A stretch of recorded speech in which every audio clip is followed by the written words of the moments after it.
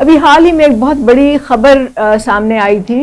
کچھ دن پہلے. اس میں یہ اعلان کیا گیا تھا کہ پاکستان نے کرپٹو کرنسی کے ریزرو قائم کرنے کا فیصلہ کیا ہے, اور یہ خبر ایک تصویر کے ساتھ چھپی جس میں کہ فیلڈ مارشل عاصم منیر کو بلال بن ثاقب کے ساتھ, جو کہ اس پروجیکٹ کے ہیڈ ہیں, ان کے ساتھ دکھایا گیا. تو اس میں بلال بن ثاقب نے یہ کہا کہ یہ جو ریزرو ہیں یہ پرماننٹ ہوں گے, یہ اسپیکولیشن کے لیے نہیں ہوں گے, ان کو بیچا نہیں جائے گا. پھر بلال بن ثاقب نے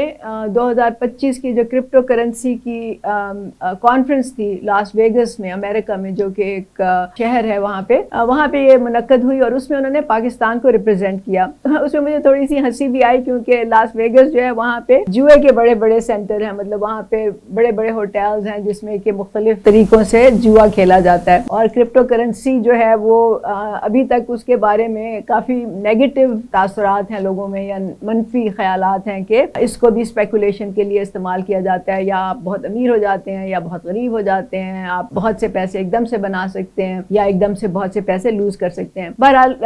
بلال بن ثاقب کا کہنا یہ تھا کہ دس از اے رانگ پرسیپشن جو لوگوں کے ذہنوں میں ہے, اور